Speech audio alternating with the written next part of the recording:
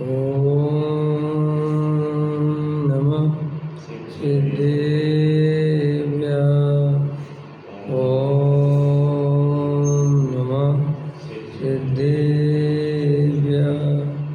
ॐ नमः सिद्धेभ्यः। निर्मलज्ञानवरदया कम्मकलङ्कढयेभि अबालदौजेणवरु ते परम बड़वे सब करम मलिका नाश कर हर प्राप्त कर निज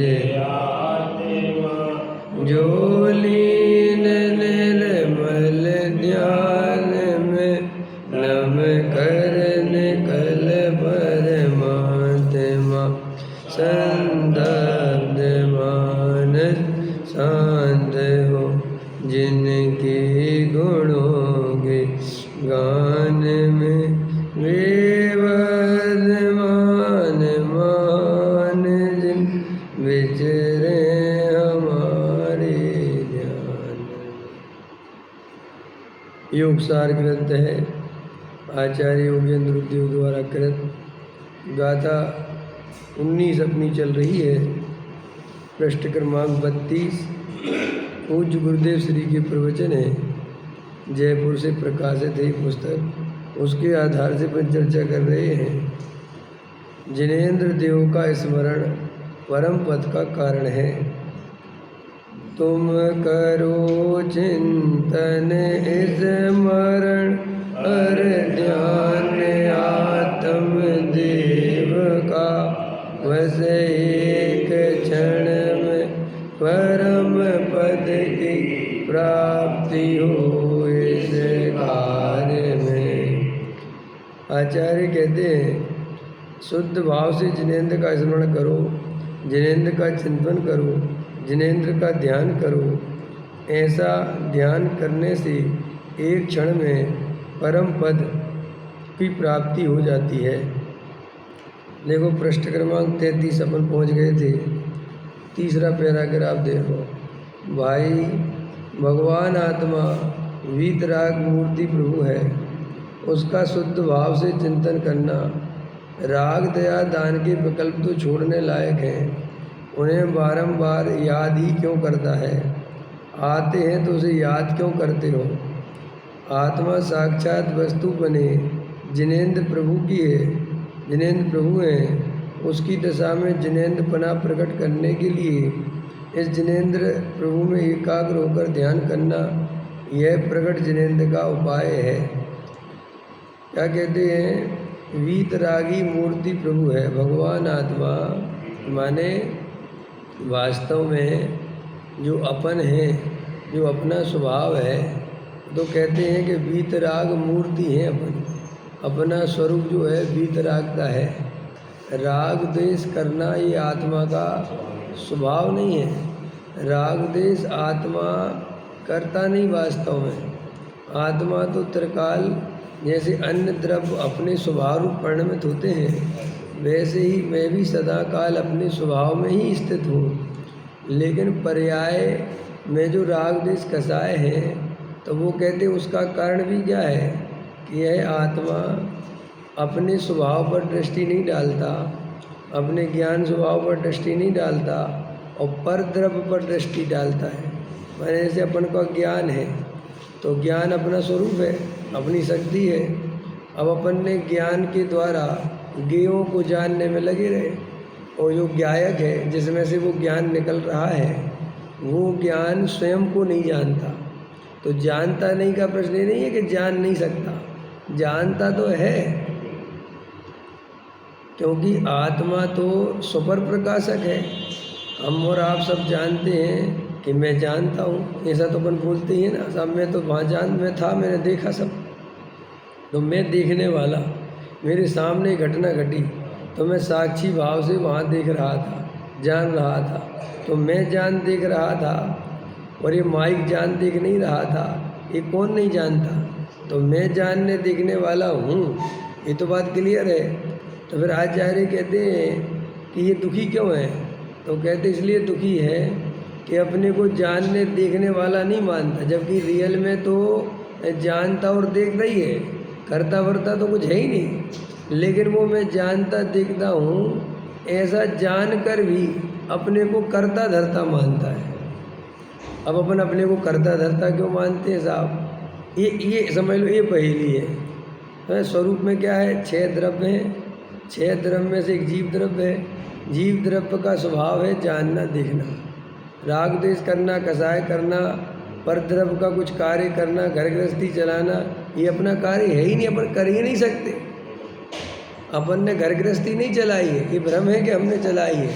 वहाँ जो परिणमन होना था जिस पुद्गल द्रव्य का, वो हुआ है।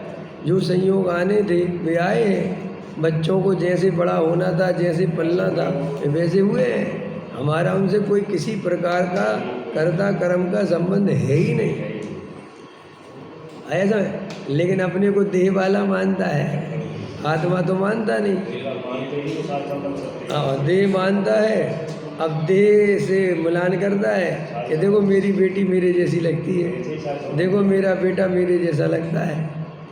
अब बेटी तेरे जैसी लगती है कि वो पुद्गल का जो परिणमन है, वो बेटी का डीएनए शरीर, तो इस शरीर में देह और वो रज बीरज मिलकर बनी देह तेरी, तो वो तो उसके कारण उसमें परछाई दिखती है। जैसे बाप बेटे की शक्लें मिलती ना, बेटी बाप की शक्लें मिलती, माँ बेटे की शक्लें मिलती, तो वे शक्लें क्यों मिलती हैं? आत्मा के कारण नहीं मिलती, वे तो डीएनए होता है। तो वो डीएनए के कारण क्या होता है कि वो वैसा उनमें संबंध है, समझ में, निमित्त नैमित्तिक, कि वो वैसा थोड़ा बहुत पर वैसा मिलता है। तो ये समझता है कि देखो मैंने बच्चा पैदा किया और ये बच्चा किसका है? मेरा है। तो ये गलती कहाँ से हुई? क्योंकि इसने अपने को देह माना, समझ में आया? अच्छा, अपन थोड़ी देर के लिए अपने को ज्ञाता दृष्टा मानो, अपने को अपन आत्मा मानो, तो फिर मेरे बच्चे कैसे हो सकते हैं? मेरा घर कैसे हो सकता है? ये घर गृहस्थी मकान दुकान तो जब तक ये जीव अपने को शरीर नहीं माने तब तक ये स्त्री पुत्र मकान दुकान होते हुए भी अपने भाषित नहीं होते। लेकिन जैसे ही अपने को शरीर वाला माना, संयोग वाला माना, तो वे अपने भाषित होते हैं। सीधी गर्द है ना भाई। जब तक मैं अपने को शादीशुदा नहीं मानूंगा तो मुझे अपने सास ससुर साले साली अपने भाषित होंगे ही नहीं। तो पहले स्थापना क्या करनी पड़ेगी कि मैं शादीशुदा हूँ और ये मेरी पत्नी और जेस के रिश्तेदार। अब जब मैं अपने को शादीशुदा ही नहीं मानता तो ये बात ही खत्म हो गई। फिर कहाँ से है ना? तो साहब फिर क्या आपकी शादी नहीं हुई? आपके बाल बच्चे तो हुए सर। ये सब व्यवहार नए का कथन है। आत्मा के बाल बच्चे होते ही नहीं, ये असली बात तो ये है। लेकिन वो दिखता उसको ऐसा है। दिखता भी क्यों है? क्योंकि अपने स्वभाव की खबर नहीं होने के कारण। ज्ञाता दृष्टा ही हूँ, आत्मा ही हूँ, ये शरीर आदि में नहीं हूँ, ये निर्णय नहीं होने के कारण। और रोज़ अपन ये बात सुनते हैं फिर भी अंदर में सल्ल लगी रहती है कि पिता तो है ही ना, हम कर्तव्य तो अपने हैं ही ना। भाई एक बात बताओ, बात तो सही है लेकिन अपन के कर्तव्य हैं कि कुछ नहीं? पत्नी बच्चे मकान दुकान की जिम्मेदारी मिथ्यात्व है, महामिथ्यात्व। जिम्मेदारी का मतलब है कि तू उनका कर्ता अपने को मानता है। सीधा गलत है कि नहीं? तो साहब उनका घर गृहस्थी कैसे चलेगी? जैसे चलनी है वो तो वैसे ही चल रही है। भ्रम से तुम मानते हो कि तुम्हारे चलाने से चलती है। बोलो, अगर तेरे चलाने से चलती है तो आचार्य कहते तूने अभी तक पूरा मन का परिणमन क्यों नहीं करा लिया? तेरा बेटा 26 साल का हो गया और तू 22 साल से शादी करने की कोशिश कर रहा, क्यों नहीं कर ली? तेरी लड़की 25 साल की हो गई, क्यों नहीं कर ली तूने? और तेरी लड़की सांवली क्यों रह गई है? लड़की सांवली क्यों रह गई तेरी? गोरी क्यों नहीं कर ली तूने? तेरा लड़का जो है बुद्धू राम कैसे रह गया? होशियार बनाता ना उसे, तू करता है ना। अरे साहब, कौन किसके जोर चलता है? अच्छा, तो ये बात हम तुझे पहले से समझाते हैं और अगर ये बात तू पहले से माने तो आचार्य कहते सुखी सुखी हो जाए। अपन इस भाव में कितनी चिंता करते हैं, सच बात बताओ, इतनी चिंता करते हैं। उसकी जगह हम आत्मा का ध्यान और भेद ज्ञान करें तो कितना मजा है। चिंता क्यों करते हैं भाई? अपन यहाँ से अभी निकलेंगे या चलो दिन भर जो भी है, तो काय की चिंता करते हो? तो आचार्य कहते हैं पर द्रव्य की। और पर द्रव्य की चिंता क्यों करता है? कि अपने को पर द्रव्य का कर्ता धर्ता मानता है। ऐसा मानता है कि दुकान चलाने वाला मैं हूँ, और अंदर बैठी है सल, तो दुकान नहीं चले, जरा सा ग्राहकी नहीं हो तो बहुत चिंता करता है। क्योंकि अंदर में मानता है कि सब कुछ बिगड़ जाएगा। अच्छा चलो, कितना बिगड़ जाएगा? अगर सब कुछ बिगड़ जाएगा तो कितना बिगड़ जाएगा? 2 4 10 साल की तो बात ही है, इतनी तो बिगड़ेगा और क्या होगा। लेकिन अनंत भव, आत्मा के अनुभव के बिना, भेद ज्ञान के बिना बिगड़ जाएंगे, अनंत दुखों में चला जाऊंगा, ऐसी अंदर में श्रद्धा नहीं है। प्राप्त पर्याय में तन्मय होने के कारण वर्तमान पर्याय में कुछ ऊंच नीच होता है, इसके अनुसार परिणमन नहीं होता, तो रात भर नींद नहीं आवे। शरीर में कोई रोग आदि हो जाए तो रात भर नींद नहीं आवे, उसी का चिंतन करता रहे, अब क्या होगा, अब क्या होगा। लेकिन इस भव के बाद अनंत भव चले जाना है, और इस भव का यही नहीं पता कि कब तक रहना है। तो भी आचार्य कहते हैं ऐसा ज्ञान है, ऐसा मिथ्यात्व है कि केवल और केवल प्राप्त पर्याय में ही तन्मय रहता है। ये बिल्कुल परम सत्य है, इसमें बहुत शास्त्र पढ़ने की जरूरत नहीं है। देखो भाई, देह है और आत्मा है, ये देह है और अंदर आत्मा है। आत्मा ज्ञाता दृष्टा है और शरीर पुद्गल का पिंड है। ये बिल्कुल, इसमें कहाँ कोई समझने जैसी बात है। देखो, ये पुद्गल का पिंड है, इसमें वैज्ञानिक डॉक्टर वगैरह इसकी सर्च करते रहते हैं। सब इधर का हार्ट निकाल लेंगे, दूसरा लगा देंगे, करते रहते कि नहीं। लेकिन एक बार आदमी मर गया, माने उसमें से आत्मा निकल गया, अब उन डॉक्टरों से कहो कि अब इसको जिंदा, वो कहते अब खत्म बात, जो मूल शक्ति थी वो खो गई। हम तो इसमें तो कुछ कर सकते हैं जो तुम कहो, लेकिन वो जो मूल चेतना है, जब वो निकल गई तो बात खत्म हो गई। इसलिए देखो, डॉक्टर पहले नब्ज देखता है, माने वो चेतना को देखता है कि चेतना है क्या, और अगर चेतना हो तो प्रयास करता है, और अगर चेतना नहीं है तो वो कहता खत्म, डेड बॉडी।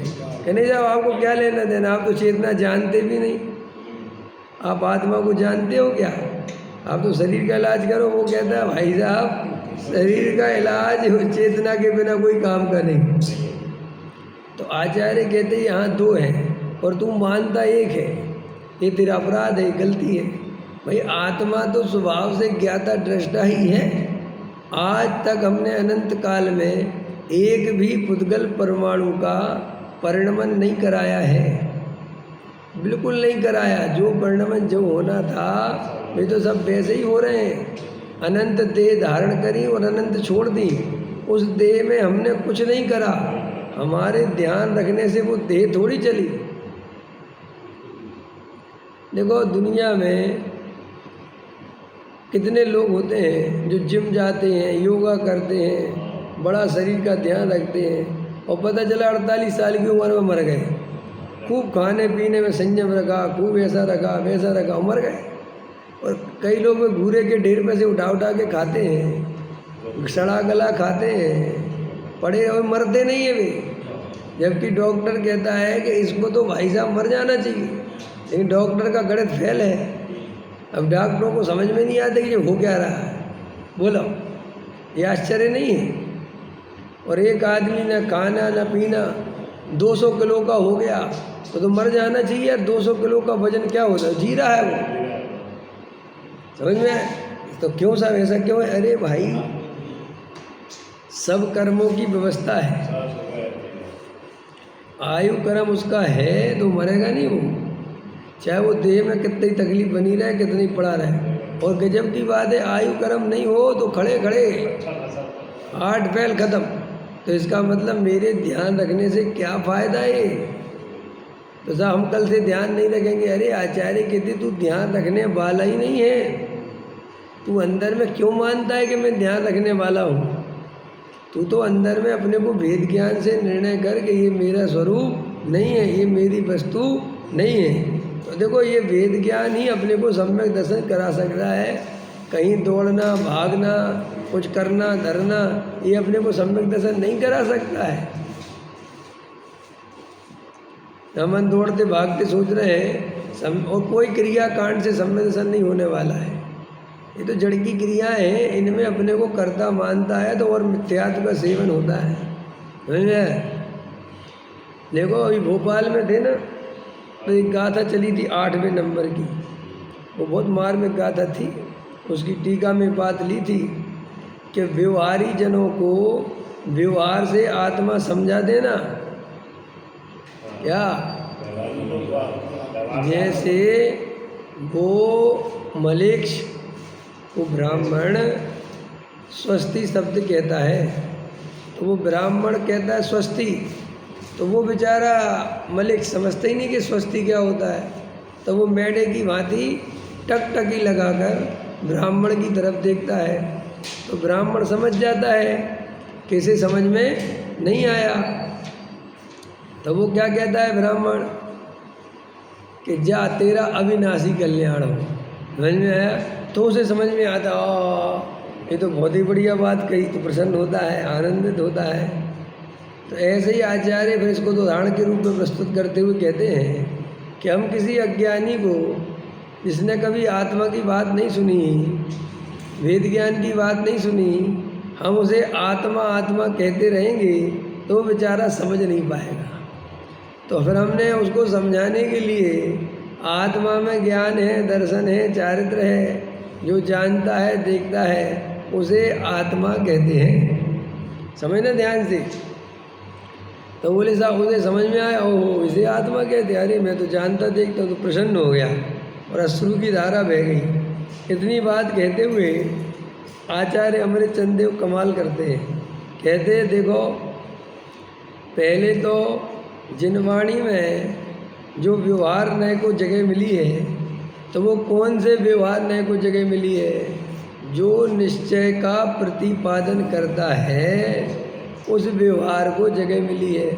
और जो व्यवहार व्यवहार का ही प्रतिपादन करे वो व्यवहार नहीं, व्यवहाराभास है। अरे खतरनाक है।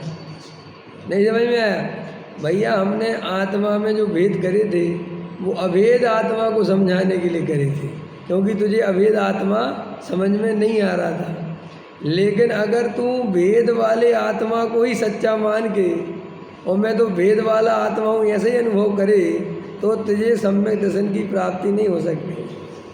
तो एक तो बहुत इम्पोर्टेंट बात ये है कि जो लोग ये कहते हैं कि व्यवहार के बिना निश्चय नहीं होता, तो वे व्यवहार का अर्थ क्रिया कांड करते हैं। क्या करते हैं वो? जबकि व्यवहार के बिना निश्चय नहीं होता, ये बात सत्य है। किस अपेक्षा कि व्यवहार के द्वारा ही निश्चय को समझाया जा सकता है, क्योंकि अज्ञानी जीव निश्चय से अनंत काल से अपरिचित है। और इस जीव ने काम भोग बंधन की कथा सुनी है, उसका अपन ने परिचय किया है, लेकिन अपन ने कभी आत्मा की बात सुनी ही नहीं। तो भैया जिस बात को सुना नहीं उसको डायरेक्ट कैसे समझा सकते हैं? तो जिससे वो परिचित है उसके द्वारा, लक्षण के द्वारा जिसको वो जानता है, लक्ष्य की पहचान कराए। तो वो अज्ञानी जीव आत्मा तो नहीं जानता, लेकिन मैं जानता हूँ, मैं ज्ञान वाला हूँ ऐसा जानता है। तो उन्होंने कहा देखो तुम्हारे अंदर ज्ञान है ना, तुम जानते हो। बोले हाँ साहब। बोले यही तो आत्मा है। आया समझ में? वो भेद क्यों किया? ताकि तुम्हें आत्मा समझ में आ जाए। ये व्यवहार के बिना निश्चय का प्रतिपादन नहीं होता। लेकिन अज्ञानी ने व्यवहार शब्द की व्याख्या जो कर रखी है वो समझता है दया, दान, पूजा, भक्ति, व्रत, उपवास के बिना आत्मा की प्राप्ति नहीं होती। इससे बहुत गड़बड़ हो गई। इतनी गड़बड़ हो गई है कि लोग बेचारे आत्मा की प्राप्ति करने के लिए दया, दान, पूजा, व्रत, उपवास करते हैं कि इससे आत्मा की प्राप्ति हो जाएगी। जबकि दया, दान, व्रत, उपवास तो जड़ की क्रिया है, उससे आत्मा का क्या लेना देना है? हिसाब तो अरे भाई वो तो मंद कसाय का परिणाम है। वो तो ज्ञानियों को भी, देखो ज्ञानी और अज्ञानी में क्या अंतर है। अज्ञानी करता है ज्ञानियों की नकल। क्या करता है? अज्ञानी जो है वो ज्ञानी की नकल करता है, क्योंकि उसे ज्ञानी होना है। लेकिन जहाँ से ज्ञानी हुआ जाता है वहाँ नकल की नहीं जा सकती। समझ में आ रही कि नहीं मेरी बात? देखो ऐसी बात है कि दो बच्चे परीक्षा दे रहे हैं। अब आगे वाला बच्चा इंटेलिजेंट है, पीछे वाला बच्चा गधा है। अब उसे ये तो पता है कि ये बहुत होशियार बच्चा है और अगर इसकी नकल मार दूंगा तो मैं भी होशियार हो जाऊंगा, मतलब मेरे भी नंबर आ जाएंगे। तो नकल करने की सोचता है, लेकिन नकल करने के लिए जो अकल चाहिए वो उसके पास है नहीं। तो वो क्या करता है कि वो लिख रहा है 10वें क्वेश्चन का आंसर पहले नंबर पे, और वो क्या समझता है कि क्रम से ही लिख रहा होगा। तो वो पहले नंबर से वो तो जो दिखता जाता है वो सोचता पहले क्वेश्चन का आंसर होगा, और वो लिख रहा है कौन से का? 10वें का। तो वो पहले में 10वें का आंसर डाल देता है। अब जब वो 10वां लिख रहा है तब वहाँ पर उसमें पहले का लिख रहा है, तो वो पहले में 10 ऐसे में उल्टा करता है। और बाद में वो जांचने वाला पहले ही नंबर पे समझ जाता है कि 1 नंबर का नकलची है, तो वो 10 नंबर भी अगर अपने दिमाग से लिखता तो 10-20 नंबर तो वैसे ही मिल जाते, लेकिन नकल करने से वे और चले गए। आया समझ में कि नहीं? तो ऐसे अज्ञानी क्या है? ज्ञानी की नकल करता है। ज्ञानी तो आत्मा को जानता है, वेद ज्ञान को जानता है, असली वस्तु स्वरूप पहचानता है, तो उसे देव शास्त्र गुरु का राग आता है। समझना मेरी बात? उसे दया दान पूजा भक्ति का राग आता है। अब अज्ञानी उसे मानता है ज्ञानी, तो वो तो ज्ञानी है, उसमें कोई बात नहीं, लेकिन वो सोचता है कि ये ज्ञानी कैसे हुआ। वो क्या सोचता है? ये ज्ञानी कैसे? वो क्या सोचता है? सुबह 6 बजे मंदिर आते हैं और हमने देखा नियम से पूजा पाठ प्रचार करते, तो वो सोचता है एक कारण होगा ज्ञानी होने में। तो बेचारा वो 6 बजे भागता है। समझ में आया कि नहीं है? फिर वो देखता है कि साहब ये खाते पीते क्या है? तो बोले साहब ये जो है हरी नहीं खाते, ये साहब ये नहीं करते, ये बहुत नियम षष्टमी है तो चतुर्दशी। हाँ, तो वो वैसे वैसे बेचारा नकल करता है। अब नकल करता है तो कुछ दिन बाद वो ज्ञानी हो जाता है। होता है कि नहीं होता है? कि साहब कैसी बात करते हो, ऐसे कैसे हो जाएगा? अरे तुम ही तो उसको सर्टिफिकेट देते हो, कोई दूसरा थोड़ी देता है। तुम कहते साहब ये तो बहुत गजब के आदमी, बहुत गजब के। हमने क्या बात कह? अरे साहब रोज पूजा पाठ प्रचार में आते, बहुत भावना इनकी। तो भावनाओं से ज्ञानी थोड़ी होता है कोई है। उससे पूछो कि वेद ज्ञान करना आता है, ये जड़ की क्रिया तू नहीं कर सकता, ये श्रद्धा है तुझे? हाँ, हमें सब श्रद्धा है, लेकिन तुम्हारी जैसी नहीं है। करते बरते कुछ हो नहीं और जड़ की क्रिया कर। देखो गए उसका जहर उगला ना उसने, वो जहर है उसके अंदर। एक्चुअली क्या है, वो बेचारा वस्तु स्वरूप समझे ही नहीं। वस्तु स्वरूप में पहले किसी जीव को सम्यक दृष्टि होना हो तो प्रथम ये निर्णय चाहिए कि एक तरफ दूसरे तरफ का करता धरता जड़ की क्रिया चेतन कर ही नहीं सकता। ये निर्णय पहले नंबर पर चाहिए। और क्या? अब उल्टा चलता है। वो श्रद्धा को सुधारने के लिए जड़ की क्रिया करता है, और जड़ की क्रिया करता है, यही मिथ्यात्व और पैदा हो जाता है। क्योंकि एक तो वो कहावत है ना, करेला और नीम चढ़ा। एक तो पहले ही मान्यता खोटी, पहले ही विपरीत मान्यता, और विपरीत मान्यता पुष्ट कर ली। जैसे देखो अघृत मिथ्यात्व के रहते जा नहीं सकता। ये तो आपने पढ़ा है ना सब। जैसे आप घृत मिथ्यात्व क्या होता है? कुगुरु कुदेव कुशास्त्र का सेवन करे, समझ में, रागी देसी देवताओं से पूजा पाठ करे, तो ये सब उसमें जाता है। और अघृत मिथ्यात्व क्या है कि तन उपजत अपनी उपज जान, तन नसते आपको नाश। तो बोले साहब ये अघृत मिथ्यात्व अलग है और घृत मिथ्यात्व अलग है। तो घृत मिथ्यात्व करता रहे, और वो तो मंद कसा है ना उसकी, भाई पद्मावती को पूज रहा है, ये कर रहा है, पहाड़ों पर चढ़ रहा है, तो मंद कसा है ना, अच्छी बात है ना। बोले ये अच्छी बात नहीं है, जैसे सब घृत मिथ्यात्व। तो बोले साहब घृत मिथ्यात्व रहने तो अघृत तो छोड़ दिया ना उसने, शरीर को तो अपना नहीं मानता ना, वो शरीर को तो सुखा लिया ना उसने। शरीर सुखाने से गृहीत मिथ्यात्व का नाश नहीं होता। समझ में है कि नहीं है? ये अगृहीत का, तो अगृहीत मिथ्यात्व तभी जाएगा जब गृहीत मिथ्यात्व नहीं हो। तो जैसे बहुत सारे साधु होते हैं ना, ये लोग क्या करते हैं, गृहीत मिथ्या दृष्टि होते हैं, तंत्र मंत्र करते हैं ना, और अगृहीत मिथ्यात्व के नाश के लिए देह को सुखाते हैं। 20 उपवास कर लेंगे, 30 उपवास कर लेंगे, है। और क्या सोचते हैं कि हमारा देखो शरीर में एकत्व तो नहीं है, समझ में, कठोर तपश्चरण करने लगेंगे। अब आजकल के तो करते ही नहीं, लेकिन जो मिथ्या दृष्टि अज्ञानी जीव होते हैं वे तपश्चरण के नाम पर क्या करते, धूप में जाके बैठ गए, पसीना आ रहा है, बहुत गर्मी लग रही है, टप टप हो रहा है पसीना, बैठे बहुत भयंकर हालत खराब, तो उनको लगता है कि ये हमारे इस बात का प्रमाण है कि हमारी शरीर में सुख बुद्धि नहीं है। लेकिन वो क्रिया का कर्ता अपने को बराबर मानता है कि मैंने ऐसा तपश्चरण किया, मैंने इतनी गर्मी सही, मैंने कुछ हो जाए मैं डिगा नहीं, तो सब मिथ्यात्व है। लेकिन उस बेचारे को बताने वाला कोई है ही नहीं। और अभी भी अपन वर्तमान में अपन लोग भी इतना स्वाध्याय करने के बाद इन जड़ की क्रियाओं में धर्म बुद्धि मान के बैठे ही बैठे हैं। अंदर में बड़ा पड़ा है वो धर्म बुद्धि पड़ी है, और इतना सुना दिया, 20 साल से सुन रहा है, 25 साल हो गए मोक्षु को कि भैया इनकी जड़ की क्रियाओं में धर्म मत मान।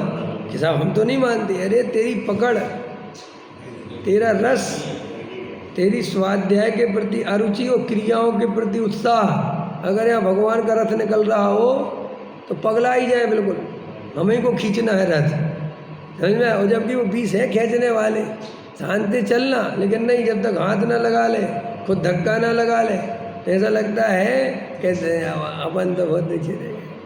और अगर दूसरा नहीं लगावे तो देखो ये समय सार पढ़ने वाले स्वच्छंदी। लेकिन इसमें स्वच्छंदी क्या है? ये तो क्रिया एक व्यवस्था है विशेष, इसमें धर्म क्या हो गया? भगवान कोई रथ में बैठते हैं क्या? पहले वस्तु स्वरूप बताओ। अरे बैठते हैं कोई रथ में, और भगवान का रथ कोई खींचता है रियल में, तो फिर ये क्या है? अरे भैया ये तो तुम्हारी कमजोरी है, तुम्हारी व्यवस्था है।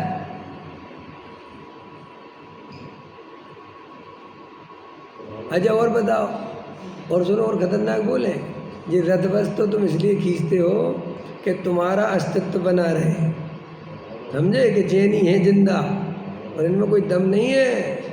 तुम जैनियों के समूह को जिंदा रखने के लिए कि हम भी हैं और हमारी समाज भी है, समझ में। इसलिए जो मंदिर वाले अलग अलग रथ निकालते ना, ताकि सबको पता चले कि 10 नंबर का भी अपना अस्तित्व है, राम गली का अपना अस्तित्व है, छोटे बाजार का अपना अस्तित्व है, भीम गली का अपना अस्तित्व है। और तुम सब में ही, तुम्हें जहाँ तुम्हें, और तुम सब में ही रथ खींचने पहुँच जाओगे। आया समझ में कि नहीं? और अपन कहो कि सीधे चलो ना, क्या है चलने, अरे सब कैसी बातें करते हो, ये देव शास्त्र गुरु है, ये 3 लोक के नाथ है, ये सब अपने मन से ही, ये सब बातों में कोई वस्तु के स्वरूप में क्या है? वीतरागता धर्म है भाई, राग देश नहीं करना धर्म है, कसाय नहीं करना धर्म है, भेद ज्ञान करना धर्म है। ये जड़ की क्रियाओं में रीझते रहना, उसमें रस लेना, एकत्व करना, ये कोई धर्म थोड़ा ही है। लेकिन वो सारी चेतना, वो सारी शक्ति वो वहाँ पड़ी रहती है। तो साहब हम तो उसमें धर्म नहीं मानते, तेरे मान्यता में दिखता है, रस है तेरा, रस नहीं होता ज्ञानी का। ऐसे ज्ञानी कभी भी क्रिया की पकड़ नहीं करता, सहज होता है। अगर 5 लोग रथ खींच रहे हैं और उसे रथ चल रहा है तो शांति से खड़ा है, ठीक है, व्यवस्था की बात है। तो अभिषेक हो रहा है और 4 लोग अभिषेक कर रहे हैं तो शांति से खड़ा है, हो जाए बस, उसमें क्या है। लेकिन अज्ञानी पहले मैं ही करूं, बड़ा कलश उठाऊं, सोने के से करूं, चांदी से करूं, भगवान को मैं ही उठा के रखूं, ये सब क्या है? ये बिल्कुल 100% पता चलता है कि इसमें इसकी कहीं ना कहीं बहुत धर्म बुद्धि है। न कौन सी बुद्धि होना चाहिए? व्यवस्थापक बुद्धि होनी चाहिए। कौन सी बुद्धि? व्यवस्था है। समझ में आए कि नहीं आए? क्योंकि पंचम काल में साक्षात जिनेंद्र देव का भाव है। ये बिल्कुल सच्ची बात है, इसमें कोई दो राय है क्या? अबे देखो वे तीर्थंकर है, वे तो कहीं नहीं जाते, वे तो मंदिर ही नहीं जाते। वो लोग जाते हैं तो वे चौथे गुणस्थान में देवशास्त्र गुरु से बड़े हो गए। और दूसरी बात, चौथे काल में शास्त्र होते ही नहीं, देव और गुरु ही होते हैं। समझ में? बस शास्त्र कहाँ होते हैं? शास्त्र तो ये पंचम काल में बनते हैं, बस बाकी तो शास्त्र वास्त्र होते नहीं। तो देव गुरु होते हैं। अब देव गुरु में भी वो तीर्थंकर आदि जीव जो होते हैं, देखो कैसा स्वरूप है। अब लोग कहते कि घर का तो राग आता है, मंदिर का नहीं आता, भी पापी है, ऐसे कहते कि नहीं? ये मैं कह रहा हूँ ऐसा बिल्कुल नहीं। अंदर वेद ज्ञान सच्चा हो तो धर्मात्मा है। तुम्हारे राग फाग से कोई ज़्यादा फर्क नहीं पड़ता, क्योंकि तीर्थंकर आदि छायक सम्यक दृष्टि होते हैं। और देखो उन्हें बाहर में बिल्कुल राग नहीं आता धर्म का, बाहर में उल्टा राज चलाएंगे, शादी करेंगे, सब करेंगे, लेकिन एक भी मंदिर नहीं बनवाते। कैसा कैसा नियोग है बोलो? बनवाते हैं मंदिर। धर्म को नमस्कार किया गया है, पहले भी आया ना, उसका देव गुरु धर्म का है, देव शास्त्र। हाँ, देव गुरु धर्म बड़ा। हमारा मेरा कहने का मतलब ये है कि अब आप देखो तीर्थंकरों को 24 के 24 घर गृहस्थी बसाने का राग आएगा, राजपाट चलाने का राग आएगा, लेकिन ये राग नहीं आएगा कि सौधर्मिंद से कह दें कि 2-4 मंदिर बना दो बढ़िया, या हमें तीर्थ क्षेत्र करा लाओ। पारसनाथ जहाँ से मोक्ष गए थे, भाई महावीर से तो पहले पारसनाथ गए कि नहीं? तो महावीर को पारसनाथ के बारे में जानकारी होगी कि नहीं? तो राग नहीं आना चाहिए कि कम से कम भैया ये हमसे पहले चले गए हैं, कुछ नहीं आता। तो वे धर्मात्मा है कि नहीं बताओ? तो राग कहाँ डिसाइड कर पा रहा है उनके धर्मात्मा को? अब उनके बारे में बोलते हैं साहब वे तो महापुरुष हैं, वे तो अरे तो वे महापुरुष हैं तो हैं तो आत्मा ही है, तो वस्तु स्वरूप के अंतर्गत ही के बाहर हो गए वस्तु स्वरूप से। समझ में? तो देखो अपन को व्यवहार के बिना निश्चय नहीं होता। इसका अर्थ सिर्फ इतना समझना कि व्यवहार के द्वारा आत्मा समझाया जाता है, इसलिए व्यवहार के बिना निश्चय नहीं होता। लेकिन जड़ की क्रियाओं के बिना धर्म नहीं होता, ये मान्यता झूठी है, क्योंकि जड़ की क्रिया जीव कर नहीं सकता। आया समझ में? तो साफिर जड़ की क्रिया ज्ञानियों की होती क्यों है?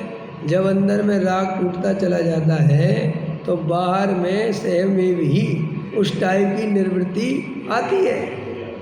अच्छा, इसके लिए उदाहरण देंगे। देखो उदाहरण है मेरे पास।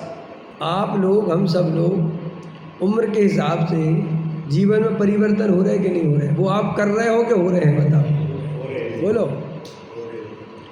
जो जवानी में आपको और हमें कसाय होती थी, राग होता था, अब होता है? क्यों नहीं होता? आपने कम किया होगा तो कम हुआ होगा ना, है? बोलो। अब कोई कहे बसैन जी चलो चलते हैं घूमने, वाले भैया हमारे तो क्यों, तो समय दृष्टि हो गए राग में? भाई ये भूमिका के अनुसार देखो, ये शब्द यहाँ भी लगेगा ना कि वो बसैन जी की उम्र गई, अब वो भूमिका वो चली गई, वो समझ ना? मैं ये भूमिका कहलाती उम्र के हिसाब से। 2 तरह का राग होता है। एक राग होता है उम्र के हिसाब से घटता चला जाता है, और दूसरे तरह का राग डेवलप होता चला जाता है। और एक होता है गुणस्थान का राग, जो गुणस्थान के बढ़ने से टूटता है। कितना सरल है, वह समझ में आया? अभी मैं आप लोगों से कहूँ कि चलो डिस्को चलते हैं, चलो कहीं भी अफरा तफरी करने चलते, तो क्या उल्टा मुझे भाषण दोगे, क्यों ये फालतू चीज़ें? तो भैया फालतू की चीज़ें नहीं है, तेरी उम्र चली गई। ये माँ बाप के साथ बच्चे के साथ प्रॉब्लम क्या है? माँ बाप ये भूल जाते हैं कि बच्चे की उम्र क्या है, और बच्चे को बिल्कुल अपने अनुसार परिणमन कराना चाहते हैं। अब वो तो चीखेगा, चिल्लाएगा, नाचेगा, कूदेगा, मौज मस्ती करेगा। अब इसे बहुत तकलीफ होती, क्योंकि इसको ऐसा राग अब इसको तो आता नहीं, लेकिन उसको तो अभी आएगा। समझ में आया? देखो इसलिए ज्ञानी कितने अच्छे होते हैं, कितने समझदार हैं ज्ञानी। मुनिराज हैं, और गृहस्थों को देखते हैं तो घबराते नहीं, वो कहते हैं हाँ तेरी भूमिका में ऐसा होता है, कोई बात नहीं। समझ में आया? इसलिए मुनिराज बिल्कुल सब जीवों को एक सा आशीर्वाद देते हैं, धर्म वृद्धि रस्तु, क्योंकि वे सब जीवों की योग्यता, उनकी पर्यायगत योग्यता, उनकी भूमिका बहुत अच्छे से समझते हैं, जानते हैं, तो अंदर में उनको कसाई नहीं होती। और अज्ञानी ये जानता नहीं, अज्ञानी सोचता है कि नहीं साहब कुछ करें, तो वो कुछ करने की मान्यता उसके अंदर पड़ी रहती है। तो भूमिका के अनुसार राग टूटा कि नहीं? टूट गया ना। तो ऐसे ही जब अंदर की भूमिका बढ़ेगी तो वैसा वैसा राग टूटता चला जाता है। वो ज्ञानी तोड़ता बोड़ता नहीं है कुछ भी, अपने आप ही वो अंदर में आनंद बढ़ता चला जाता है और बाहर में स्वयं में वो उलझना उसका बंद हो जाता है। खाने पीने का राग कम हो जाता है। अरे अपने ही लोगों देखो ना, अपनी उम्र में आते आते अब खाने पीने का राग कितना टूट गया है, समझ में आया? पहनने ओढ़ने का राग टूट गया है, घूमने फिरने का राग नहीं है भैया, हमारे नहीं खाना हमारे बस की। तो हमारे तो बस की नहीं है, शरीर की शिथिलता हो गई है, उम्र हो गई, इसलिए टूट। और ज्ञानी का यही राग उसके आनंद के कारण टूट जाता है, क्योंकि अंतर में इतना आनंद आता है उसे कि उसे कहो कि घूमने चलो कहीं तो वो कहता है अरे कौन विकल्पों में उलझे, रहने दो हमें नहीं जाना। तो आपको लगता है कि देखो साहब ये ज्ञानी होने का रास्ता है। अरे भाई वो रास्ता ज्ञानी होने का नहीं है, वो तो ज्ञानी के बाद की स्थिति ये है कि स्वयं में भी उसे बाहर में रंग राग में कसाय भाषित होती है, दुख भाषित होता है, आकुलता भाषित होती है। इसमें क्या दम है? इसके लिए कितने उदाहरण दे दूँ मैं। अपने से कोई बाहर में कार्यक्रम चल रहा हो, भले ही वहाँ महाराज हो, और अपन जानते कि महाराज भी रंगारंग वाले हैं और कुछ काम, तो अपन को कोई कहे कि चलो वहाँ, तो अपन नहीं जाते ना, क्योंकि अपन कहते हमारे मतलब का कुछ नहीं है, हमें नहीं जाना। तो आचार्य कहते हैं ज्ञानी को भी बाहर में स्वयं में राग टूट जाता है, तो राग टूट जाता है तो उसको घूमना फिरना मौज मस्ती अपने आप उसकी कम होती चली जाती है। अज्ञानी क्या समझता है कि ये कम करने से ज्ञानी होते हैं। तो इससे प्रॉब्लम क्या होती है कि वो कम करता है बाहर में और उसका कर्ता मानता है सुमित्यात, और दूसरे लोग उसे धर्मात्मा समझने लगते तो वो खुश हो जाता है, वो कहता है बहुत अच्छा। ये अज्ञानता है और कुछ नहीं है। तो आचार्य कहते हैं कि व्यवहार के बिना निश्चय का प्रतिपादन नहीं होता। तो मैं तो आपको 8वीं गाथा बता रहा था कि उसमें आचार्य ने जब ये बात कही कि बस भगवान आत्मा तो एक ज्ञायक भाव है, तो फिर शिष्य ने प्रश्न किया जब एक ज्ञायक भाव है तो भेद करके क्यों बताया कि आत्मा में ज्ञान है, दर्शन है, चारित्र्य, ऐसा भेद क्यों करा? तो उन्होंने क्या बताया कि जैसे अनार्य को मलेच्छ को उसकी भाषा में ही समझाएंगे तो समझ में आएगा, ऐसे ही व्यवहारी जन को अगर आत्मा में भेद करके नहीं बताएंगे तो वो बेचारा समझेगा नहीं, ये प्रयोजन। अब इतनी बात कह के आचार्य अमृतचंद देव ने सावधान किया। इस पे प्रयोजन था कि सावधान किया तो क्या बोले कि व्यवहारी जन को व्यवहार से आत्मा समझा तो देना, लेकिन खुद व्यवहारी मत हो जाना। ये मतलब इससे पता चलता है कि आज से हजारों वर्ष पूर्व भी ये बात थी कि कई लोग व्यवहार समझाते समझाते व्यवहार में उलझ जाते होंगे। क्यों? कि अगर वे व्यवहार में नहीं उलझते तो ये बात वहाँ लिखते क्यों, सावधान क्यों करते? माने अभी व्यवहार में उलझना क्या है? उलझना क्या है? उलझना ये है कि उन्होंने कहा था कि भगवान आत्मा तो एक ज्ञायक भाव है, अभेद है, अखंड है, नित्य है, शुद्ध है। समझ में आया? इसका अनुभव करना था, क्योंकि आनंद भेद में से नहीं आता, आनंद काय में से आता है? अभेद में से। एक अपने को रसगुल्ला भी खाना है और अगर उसके भेद प्रभेद में उलझे रहे कि कैसे बना, क्या क्या डला, तो फिर रसगुल्ले का मज़ा नहीं आ सकता। ये तो पहले समझ लो जो समझना था, अब तो रसगुल्ले का मज़ा लो। और रसगुल्ले मज़ा लेने की और शर्त क्या है कि ये रसगुल्ला है, ऐसा विकल्प भी रसगुल्ला खाते समय नहीं चाहिए। अच्छा एक बात बताओ, अपन जब भोजन करते हैं और जो भोजन करते समय अपने को आनंद आता है तो वो अभेद के कारण आता है कि विकल्पों के कारण आता है? अगर अपन भोजन करें और ऐसा भोजन करना, आज करके देखना, ये दाल है, अच्छा इसमें नमक कम है, अच्छा ये बहुत अच्छी है, अच्छा ये सब्जी है, अच्छा ये रोटी है, ऐसे विकल्प करके खाओगे तो पेट नहीं भरेगा भाई। शुरुआत में देखी बात खत्म हो गई, अब बस शांति से खाओ। अब मैं ये क्या है क्या कि विकल्प नहीं, अब तो बस भोजन चल रहा है। ऐसे ही श्री गुरु कहते हैं कि आत्मा तो वास्तव में जो अनुभव करने लायक है, जो दृष्टि करने लायक है, जो आनंद की दशा है, वो आत्मा तो अभेद अखंड एक शुद्ध ज्ञायक भाव है। समझ में आया? लेकिन जब कोई जीव अज्ञानी आत्मा नहीं समझता तो उसको समझाने के लिए भेद करना।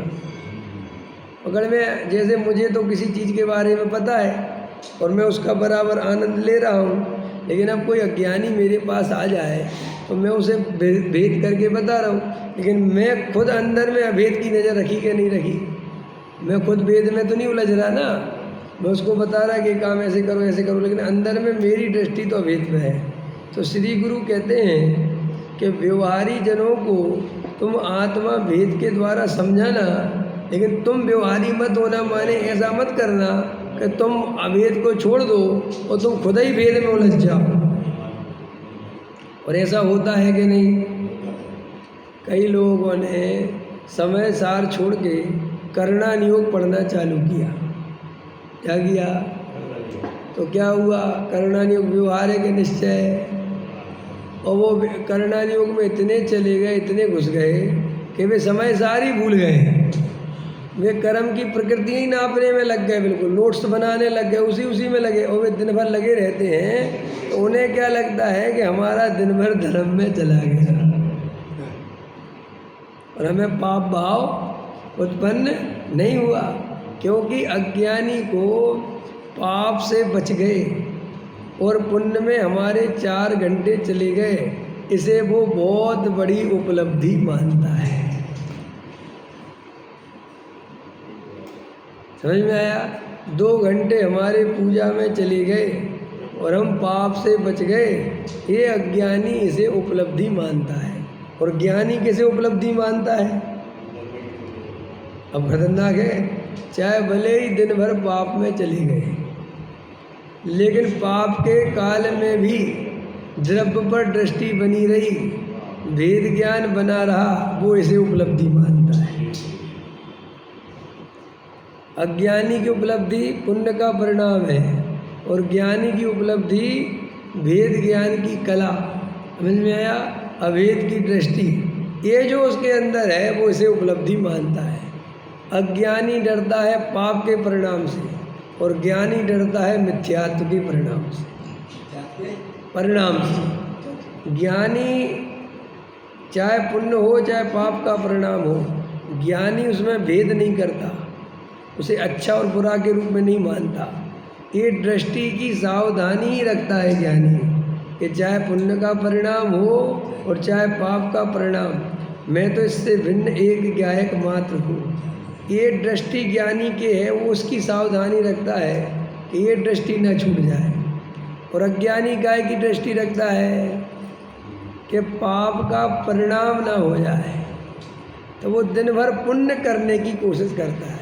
और पुण्य करने के चक्कर में क्या करता है कि समय सार आदि पढ़ने में तो ज़्यादा मन लगता नहीं, क्योंकि अध्यात्म तो स्थूल है, तो सोचता है कि इसमें परिणाम उतने नहीं लगते जितने करणान योग के ग्रंथ पढ़ने में, बारीक सूक्ष्म अध्ययन करने में लगते हैं। तो वो सूक्ष्म अध्ययन करता रहता है, कर्म प्रकृतियाँ हैं, उदय उदीर्णा बंद, सब उसके भेद प्रभेद, और फिर षटखंडागम में क्या लिखा है, कसाय पाहुड़ में क्या लिखा है, और शराब का चार में क्या क्या, सब पढ़ता रहता, नोट्स बनाता।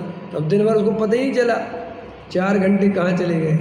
तो वो उसको बहुत बड़ी उपलब्धि मानता है कि 4 घंटे बिल्कुल परिणाम हमारे जिनवाणी पढ़ने में लगे रहे।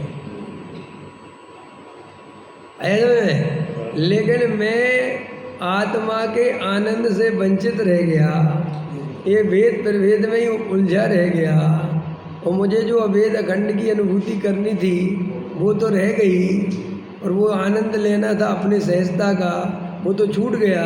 उस तरफ उसका ध्यान नहीं जाता, क्योंकि उसका लक्ष्य ही ये है कि मैं पाप से बच गया। देखो सब, देखो आप, ये अपन को संस्कारों में मिली है ये सब चीज़ें कि पाप से बचो। सब में से कर गए तो उसको इतना लगता है कि 3 वंदना हो जाए, 4 हो जाए, 5 हो जाए, 6 हो जाए, 7 हो जाए। तो उससे पूछोगे तुम इतना रस क्यों है वंदना में, तो कहता बहुत सातिशय पुण्य का बंध होता है। और सम्मेद शिखर तो शाश्वत सिद्ध क्षेत्र भूमि है। समझ में आया कि ना? यहाँ तो एक एक कंकर अपने आप में शंकर है। तो कई लोग तो मिट्टी भर लाते हैं शिखर जी की, देखी होगी तुमने, ऐसे कई होते हैं। समझ में आया कि नहीं आया? अब वो शिखर जी की मिट्टी भर लाएंगे और घर में रख लेंगे, तो उसको छूते हैं रोज, तो क्या सोचते हैं कि हमने शिखर जी को छू लिया। समझ में आया कि नहीं आया? समझ में? अब ऐसे काम कौन करे? ज्ञानी करे कि अज्ञानी करे?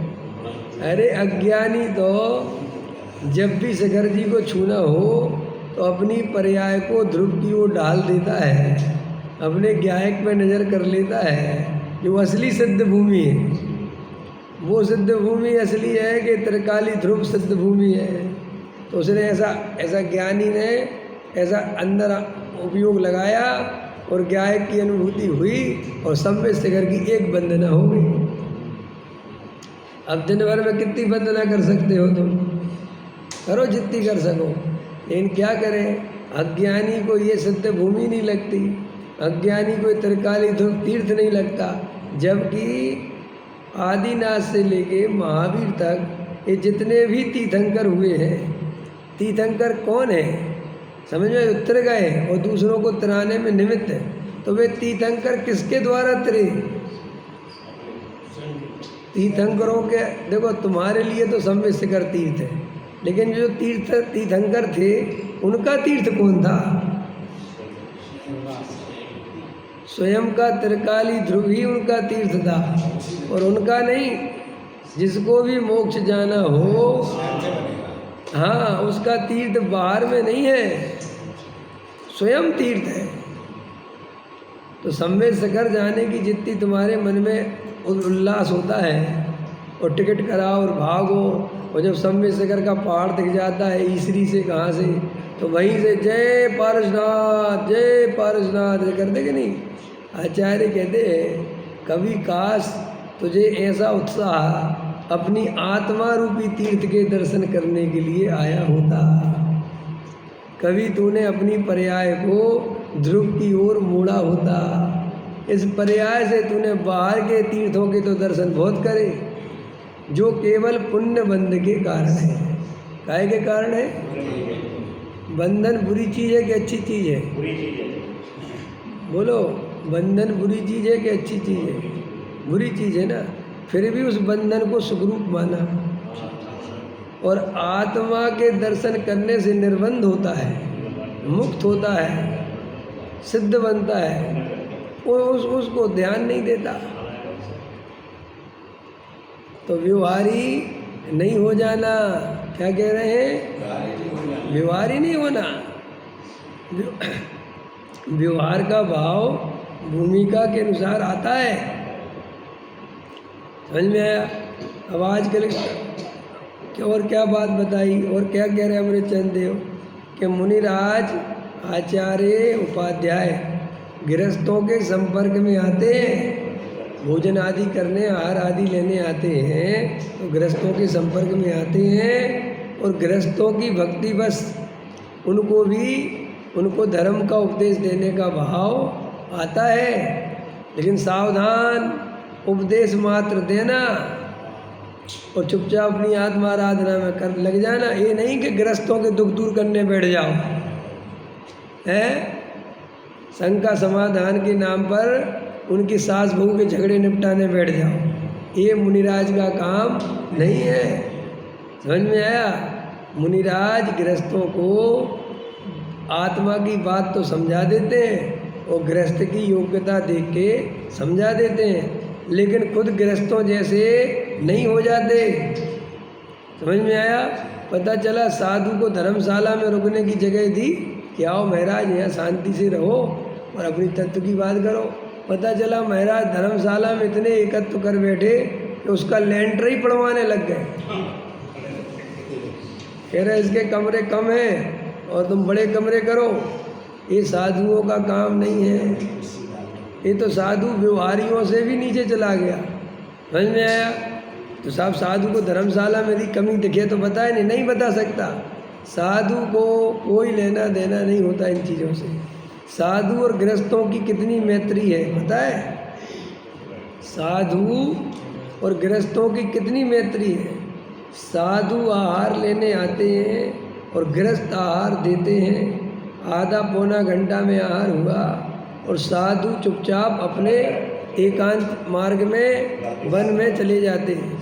एक तो इतना संपर्क है उनका गृहस्थों से, और दूसरा संपर्क ये है कि गृहस्थ उनके साथ वो जहाँ रुके हैं गए हैं वहाँ तक चला जाता है और उनको उपदेश सुना देते हैं। राग आ गया तो आधा घंटा 10-20 मिनट आत्मा की बात सुना दी, बस इतना ही संपर्क है मुनिराजों का। अथवा उनको कोई शास्त्र पढ़ना हो तो गृहस्थ उनको लाके शास्त्र दे देता है।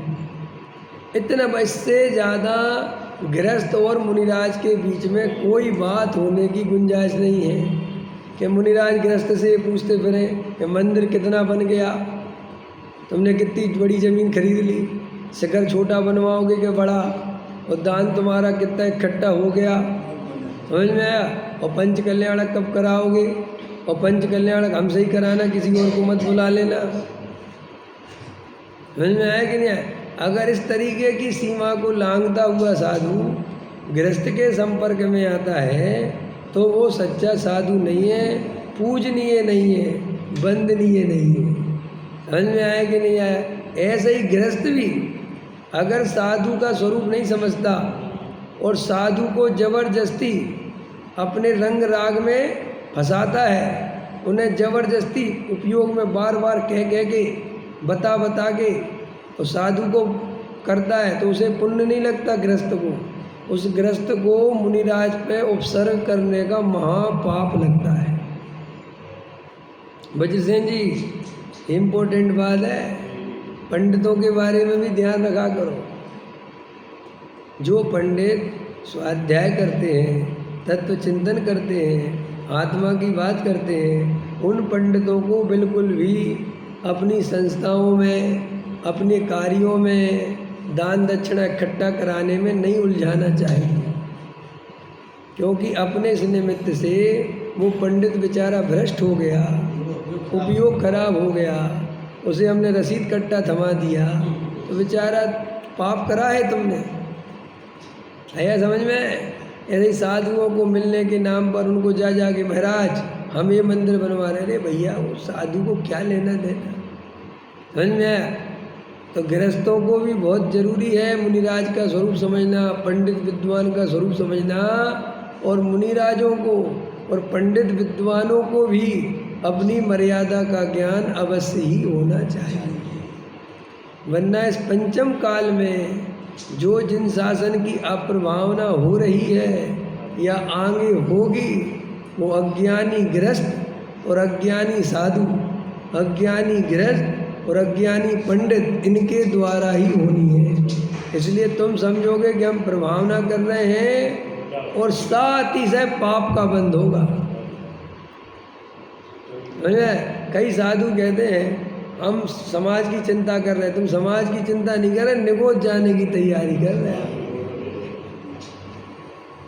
साधु समाज की चिंता करे वो साधु नहीं, और जो गृहस्थ साधु को चिंता कराए वो सच्चा श्रावक नहीं। अरे श्रावक किसे कहते हैं, गृहस्थ किसे कहते हैं? जो मुनिराज को स्वाधीन करे, जो मुनिराज की वृत्ति स्वाधीन रखे। अगर कोई मुनिराज थोड़े बंधने का भी राग आवे तो गृहस्थ सावधान करे, अरे मुनिराज ये आपके योग्य कार्य नहीं है, आप बिल्कुल विकल्प नहीं करो, आप तो यहाँ से जाओ, हम अपने हिसाब से सब कर लेंगे। समझ में आया कि नहीं आया? और गृहस्थ ही कहने लगे महाराज पैसा इकट्ठा करा दो, तुम्हारी बात में बहुत दम है, लोग तुम्हारी सुनते हैं, तो वो गृहस्थ पाप कर रहा है। आया समझ में अरविंद जी? है विचार करना, समझना वस्तु का स्वरूप, तो व्यवहारी मत हो जाना। क्या बोल रहे भैया? व्यवहार से, और व्यवहार से आत्मा समझाना और कुछ मत समझाना। कोई आ जाए कि धर्मशाला कैसे बननी है, ये सब काम हमारे बस का नहीं। कहने जा, ये तो लिखा है ना व्यवहार का सहारे, काहे का ये व्यवहार नहीं है, कोई ये पूछे कि आत्मा का स्वरूप क्या है, तो ये समझाना व्यवहार है, धर्मशाला बनवाना व्यवहार नहीं है। जिन साधुओं के करोड़ों के प्रोजेक्ट चल रहे हैं, ऐसा सुनने में आता है, वे सच्चे साधु नहीं हैं, वे तो संसारी हैं। साहब हम क्या करें, भैया तुम सावधान हो जाओ। समझ में आया कि साहब हम क्या करें, कोई कर रहा है तो हमारी क्या गलती। भैया कोई जहर खा रहा हो और तुम साथ में उसका जहर खाओगे तो तुम भी तो मरोगे। कि साहब हमारी क्या गलती, वे खा रहे थे थोड़ा सा हमने भी खा लिया, तो इधर बचोगे थोड़े ही। ऐसे कोई साधु भ्रष्ट है तो गृहस्थ कहते हम क्या करें, हम क्या करें, तुम करो ना। ऐसे भ्रष्ट साधुओं से दूर रहो, क्योंकि तुम्हारी कृत कार्य अनुमोदना ही तो उसको बढ़ावा देती है। अगर वो भीड़ इकट्ठी नहीं हो तो उस साधु को जो है समझ में आ जाए कि मैं गलत हूँ। लेकिन जब नकली चीज़ का समर्थन भीड़ करती है तो जितने तुम्हारे खोटे संत साधु ये नकली भेषधारी घूम रहे हैं, ये सब आम जनता के कारण ही घूम रहे हैं। कल एक लड़की बहुत अच्छा बोल रही थी, कोई IIT की लड़की होगी, उसने बहुत अच्छा बोला। उसने बोला साहब ना हम भाजपा के खिलाफ हैं और ना हम कांग्रेस के खिलाफ हैं, और ना हम कांग्रेस के पक्ष में हैं और ना हम BJP के पक्ष में हैं। तो साहब बोले आप यहाँ आए क्यों। बोले हम तो ये कह रहे हैं कि हमारे देश में सरकारें जिम्मेदार नहीं है, ये जो दुर्गति हो रही है इसके लिए जनता जिम्मेदार है। उसने कहा। बोले क्यों। बोले जनता भगवान बनाने में लगी रहती है। पहले मोदी भगवान दिख रहा था, अब राहुल गांधी भगवान दिखने लगा। बोले यही तो तुम्हारी वृत्ति है, तुम किसी को भगवान क्यों मानते हो। अरे भाई सरकार में कोई गलत काम हो रहा है तो उसके खिलाफ आवाज़ उठाओ ना। अंधभक्ति करने की ज़रूरत क्या है किसी की भी नहीं। समझ कोई भी आए, जनता को जागरूक होना चाहिए कि हम तुम्हारी अंधी भक्ति करने के लिए पैदा नहीं हुए हैं, और तुम हमारे वोट से हमारी सेवा करने के लिए प्रधानमंत्री बने हो। तुम हमारे बाप नहीं हो, न तो हमारे कोई वो, उल्टा तुम जनता के गुलाम हो। जनता के हाथ पैर जोड़ के जनता ने बटन दबा के तुम्हें मुख्यमंत्री बनाया है। तो जनता अगर मजबूत रहे, जागरूक रहे, लेकिन जनता क्या करती है, जाति की भक्ति, हमारी जाति का है। हमारा देश काय में बर्बाद है, जात पात में बर्बाद है। अगर अपनी जाति का खड़ा है और अनपढ़ गवार है तो भी वोट उसे दे देंगे, और दूसरा पढ़ा लिखा है और अपनी जाति का नहीं है तो वोट नहीं। तो इसलिए तो हमारा देश बर्बाद। आज एक बात बताओ, कब हमारा देश आज़ाद हुआ, 70 बरस हो गए इस बात को, और आज तक हमारे यहाँ से जात पात नहीं निकल पाया। इतने वर्षों बाद आज विज्ञान कहाँ से कहाँ पहुँच गया, सबके हाथों में मोबाइल आ गया, दुनिया टेक्नोलॉजी कहाँ से कहाँ आ गई, फिर भी हमारे अंदर वो मान्यता ये जात पात की पड़ी रहती है। इसी का सब फायदा उठाते हैं। अभी अपने यहाँ कितने नेता हैं जो बिल्कुल गवार हैं और वे 25 साल से मंत्री पद में हैं। उसका कारण गहराई में जाओगे तो सिर्फ और जाति के कारण। तो ऐसे ही धर्म क्षेत्र में भी अंधी भक्ति नहीं करना, किसी को भगवान नहीं मानना। भाई जागृत रहना। अगर कोई साधु गलत कर रहा है तो गलत है, अगर कोई विद्वान गलत कर रहा है तो गलत है। ये मतलब नहीं है कि हमारा है तो सब सहजानंद।